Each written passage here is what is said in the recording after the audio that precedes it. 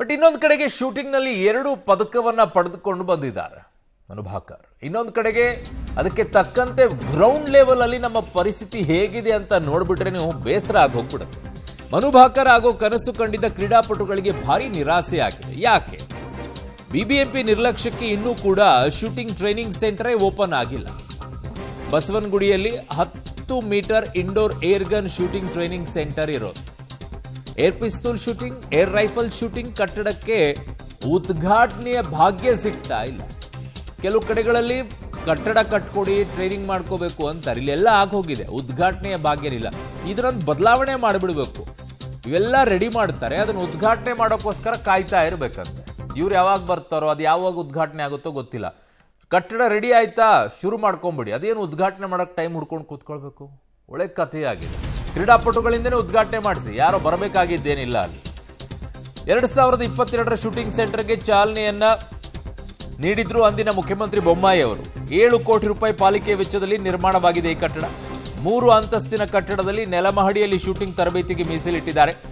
1 ವರ್ಷದಿಂದ ಉದ್ಘಾಟನೆಯಾಗದೇನೆ ಧೂಳು ಹಿಡಿತಾ ಇದೆ ಈ ಟ್ರೈನಿಂಗ್ ಸೆಂಟರ್.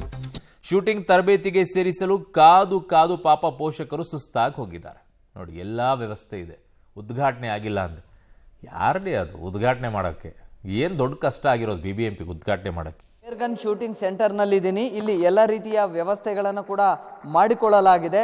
ಇನ್ನೇನು ಕ್ರೀಡಾಪಟುಗಳಿಗೆ ಅನುಕೂಲ ಆಗುತ್ತೆ ಅಂತ ಸಾಕಷ್ಟು ನಿರೀಕ್ಷೆಗಳನ್ನು ಇಟ್ಕೊಂಡಿದ್ರು. ಆದರೆ ಇದಕ್ಕೆ ತಾತ್ಕಾಲಿಕ ಬ್ರೇಕ್ ಬಿದ್ದಿದೆ. ಈವರೆಗೂ ಕೂಡ ಇದನ್ನು ರೆಡಿ ಮಾಡುವಂಥದ್ದು ಕೂಡ ಆಗಲಿಲ್ಲ.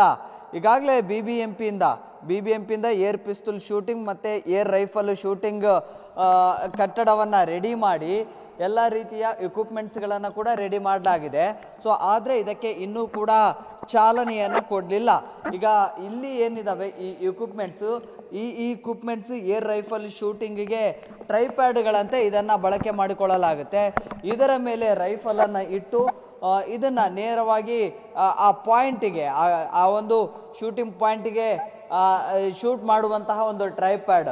ಸೊ ಈ ರೀತಿಯ ಎಲ್ಲ ಇಕ್ವಿಪ್ಮೆಂಟ್ಸ್ಗಳನ್ನು ತಂದರೂ ಕೂಡ ಅದನ್ನು ಅಳವಡಿಕೆ ಮಾಡಿ ಅದನ್ನು ಕ್ರೀಡಾಪಟುಗಳಿಗೆ ಅನುಕೂಲ ಆಗೋದಕ್ಕೆ ಇನ್ನೂ ಕೂಡ ಪಾಲಿಕೆ ಇಚ್ಛಾಶಕ್ತಿ ತೋರಿಸ್ತಾ ಇಲ್ಲ. ಸೊ ಹೀಗಾಗಿ ಸಾಕಷ್ಟು ಜನರು ಕೂಡ ಏನು ಒಲಿಂಪಿಕ್ಸ್ನಲ್ಲಿ ಆಡೋ ಕನಸನ್ನು ಕಂಡಿದ್ದಂತಹ ಶೂಟಿಂಗ್ ಕ್ರೀಡಾಪಟುಗಳ ಕನಸಿಗೆ ಬಿಬಿಎಂಪಿ ಬೆಲೆ ಕೊಡ್ತಾ ಇಲ್ಲ ಅನ್ನುವಂಥ ಆಕ್ರೋಶವನ್ನು ಕೂಡ ಆ ಕ್ರೀಡಾಪಟುಗಳು ಜೊತೆಗೆ ಅವರ ಪೋಷಕರು ಕೂಡ ಒಂದು ರೀತಿಯಲ್ಲಿ ಆಕ್ರೋಶವನ್ನು ಹೊರಹಾಕ್ತಾ ಇದ್ದಾರೆ. ಇದು 100 ಮೀಟರ್ ಇಂಡೋರ್ ಏರ್ ಗನ್ ಶೂಟಿಂಗ್ನ ಅಭ್ಯಾಸಕ್ಕಾಗಿ ಕಟ್ಟಡವನ್ನು ಎಲ್ಲ ಸಿದ್ಧತೆಗಳನ್ನು ಕೂಡ ಮಾಡಿಕೊಳ್ಳಲಾಗಿದೆ. ಕಳೆದ 1 ವರ್ಷ ಮೇಲಾಯಿತು. ಈಗಲೂ ಕೂಡ ಅದನ್ನು ಕ್ರೀಡಾಪಟುಗಳಿಗೆ ಅನುಕೂಲ ಆಗುವಂತಹ ರೀತಿಯಲ್ಲಿ ಆದಷ್ಟು ಬೇಗ ಚಾಲನೆಗೆ ಇಚ್ಛಾಶಕ್ತಿ ತೋರಿಸ್ತಿಲ್ಲ. ಸೊ ಹೀಗಾಗಿ ಮನುಭಾಕರ್ ಆಗಲಿಕ್ಕೆ ಕನಸನ್ನು ಕಂಡಂತಹ 100 ಕ್ರೀಡಾಪಟುಗಳಿಗೆ ನಿರಾಸೆ ಆಗ್ತಾ ಇದೆ. ಸರ್, ನಾನು ನನ್ನ ಮಗನ ಸೇರಿಸ್ಬೇಕು ಅಂತ ತುಂಬ ಓಡಾಡಿದೆ. ಅಲ್ಲಿ ಎಲ್ಲ ಎಕ್ವಿಪ್ಮೆಂಟ್ಸ್ ಇದೆ, ಎಲ್ಲನೂ ಇದೆ. ಬಟ್ ಆದರೆ ಅದು ಓಪನ್ ಆಗದೇ ಇರೋ ಕಾರಣ ತುಂಬ ಪೋಷಕರಿಗೆ ತೊಂದರೆ ಆಗ್ತಾ ಇದೆ. ಯಾಕಂದರೆ ದೂರ ಇದೆ, ಪಿಸ್ಟಲ್ ಟ್ರೈನಿಂಗ್ ಎಲ್ಲ ತುಂಬ ದೂರ ಆಗುತ್ತೆ. ಸೊ ಇದು ಹತ್ತಿರ ಇದ್ದರೆ ಎಲ್ಲ ಕ್ರೀಡಾಪಟುಗಳಿಗೂ ಹೆಲ್ಪ್ ಆಗುತ್ತೆ. ಮತ್ತು ಮಕ್ಕಳನ್ನ ನಾವು ಎನ್ಕರೇಜ್ ಮಾಡ್ಬೋದು. ಇವಾಗ ಒಲಿಂಪಿಕ್ಸಲ್ಲಿ ಬಾಕರ್ ಅವರು ಪಿಸ್ಟಲಿಂದ ತೊಗೊಂಡಿರೋದ್ರಿಂದ ಸೊ ಎಲ್ಲರೂ ತಮ್ಮ ಮಕ್ಕಳನ್ನ ಒಲಿಂಪಿಕ್ಸಲ್ಲಿ ಆಡಿಸ್ಬೇಕು ಅಂತ ಯೋಚನೆ ಮಾಡ್ತಾ ಇರ್ತಾರೆ. ಬಟ್ ಅವ್ರಿಗೆ ಆಪರ್ಚುನಿಟಿನೇ ಸಿಗದೇ ಇರಬೇಕಾದ್ರೆ ಅದು ಕಷ್ಟ ಆಗುತ್ತೆ.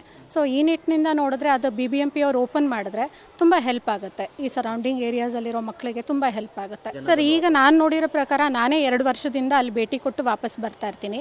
ಸೊ ನಾವು ನೋಡಿರೋ ಪ್ರಕಾರ ಸುಮಾರು ಅಲ್ಲಿ ಸ್ಕೇಟಿಂಗ್ ಕ್ಲಾಸು ಇರೋದ್ರಿಂದ ಸುಮಾರು 100 ಮಕ್ಕಳು ಬಂದು ಹೋಗ್ತಾ ಇರ್ತಾರೆ. ಎಲ್ಲರೂ ಅಂದ್ಕೊಳ್ತಾರೆ ಇಲ್ಲಿ ಇದೇ ಸೇರಿಸೋಣ ಅಂತ. ಬಟ್ ಆದರೆ